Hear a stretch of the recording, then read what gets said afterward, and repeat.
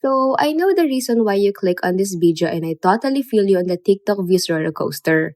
So, here's the lowdown. I think that the algorithm has been doing its mysterious dance behind the scenes lately, maybe because of some fresh updates. As you know how it is, platforms like TikTok just can't resist tweaking things now and then. So, yes, you're not alone in this. Sometimes these fluctuations can happen and it can be a bit unsettling.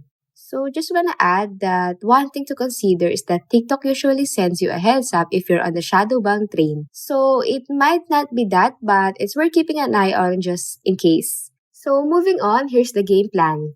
Keep doing your thing, but let's add a dash of spice to your content. Experiment with different trends, play around with new formats, keeping it fresh and exciting. Also, don't forget to sprinkle in some relevant hashtags to boost your content's chance of reaching more viewers. Okay, last but not the least, engagement is the secret sauce. So dive into the comments, ask questions, and build up the community vibe. It's a bit like navigating a social media maze. And that's it.